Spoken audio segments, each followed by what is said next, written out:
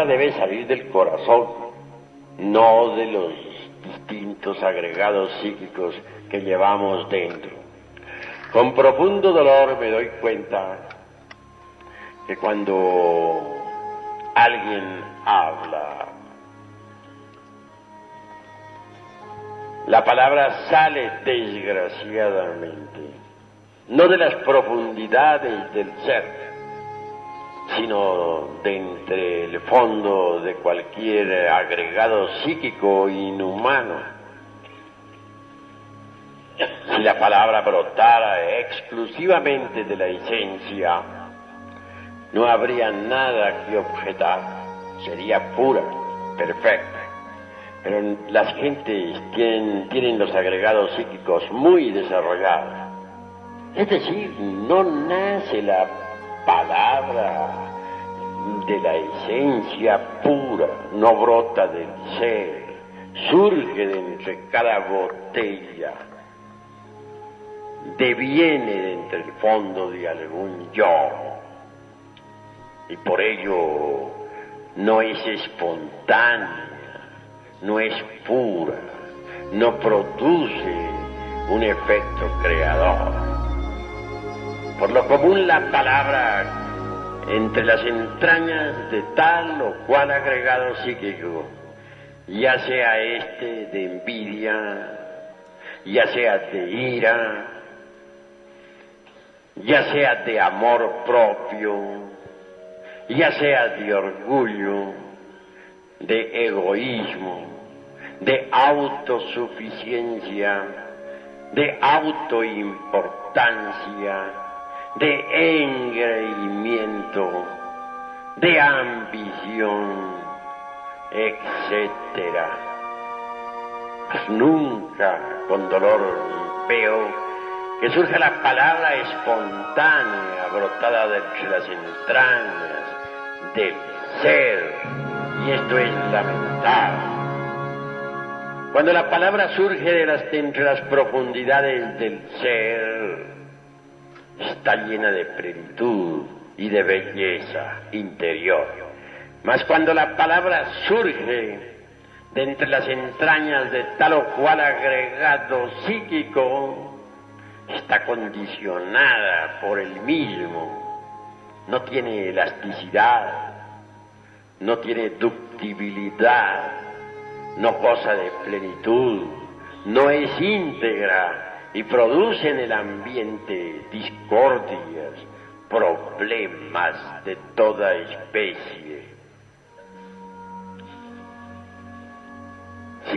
Si proseguimos con esa conducta, esa tendencia que tienen unos y otros hermanos a reaccionar me parece horripilante, absurda.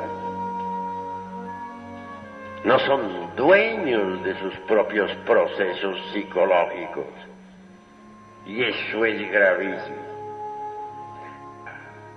Pero siempre reaccionamos ante los impactos del mundo exterior, y eso es muy grave. En las asambleas he visto cómo se hieren los hermanos unos a otros. Uno dice una palabra y el que se siente aludido reacciona violentamente diciendo una peor. A veces lo que dice no es demasiado grosero, se vuelve sutil, muy decente y acompañado de una sonrisa, pero en el fondo lleva el veneno espantoso de la reacción violenta. No hay amor entre los hermanos. Se han olvidado de su propio ser y solo viven en el mundo del ego, en el mundo de las reacciones. Cuando uno se olvida de su propio ser, reacciona violentamente. Si uno se olvida de su propio ser en presencia de una botella de vino, resulta borracho. Si uno se olvida de su propio ser en presencia de una persona del sexo opuesto, resulta fornicando. Si uno se olvida de su propio ser interior profundo en presencia de un insultador, resulta insultando. Lo más grave en la vida es olvidarse de sí mismo. Así que es necesario transformar las impresiones, y eso solamente es posible interponiendo entre las diversas vibraciones del mundo exterior y la mente, la propia conciencia. Cuando uno interpone entre las impresiones y la mente eso que se llama conciencia, es obvio que las impresiones se transforman en fuerzas y poderes de orden superior, que debemos transformar las impresiones mediante la conciencia. Es muy fácil interponer la conciencia entre la mente y las impresiones, entre las impresiones y la mente. Para recibir las impresiones con la conciencia y no con la mente, solo se necesita no olvidarnos de sí mismos en un instante dado. Si alguien en cualquier momento nos está hiriendo con la palabra, no debemos olvidarnos de nuestro propio ser. No debemos permitir que la mente reaccione. No debemos permitir que intervenga el mí mismo, el amor propio, el orgullo, el engreimiento, etc. En esos instantes solo el ser debe estar en nosotros. Debemos estar concentrados en el ser para que sea el ser, la conciencia superlativa del ser, la que reciba las impresiones y las digiera correctamente. Así se evitan esas horripilantes reacciones que todos unos y otros tienen ante los impactos procedentes del mundo exterior. Así se transforman completamente las impresiones, y transformadas esas impresiones en fuerzas superiores nos desarrollan maravillosamente.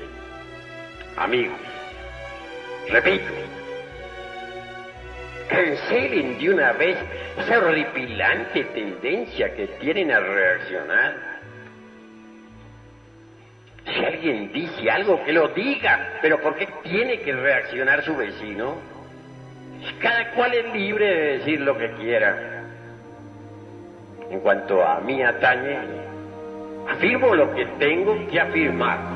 Y si alguien me refuta, si dice lo contrario en una plática dada sobre algún problema que tenemos, me limito a guardar silencio. Ya dije y eso es todo. ¿Por qué de querer en cuestiones privadas imponer mi concepto a la fuerza? Eso es absurdo. Eso de querer nuestra opinión o imponer nuestra opinión a la brava no es sino el resultado de las reacciones. Es la reacción misma del ego, de la mente. Y resulta abominable ese proceder. Hasta aquí mis palabras.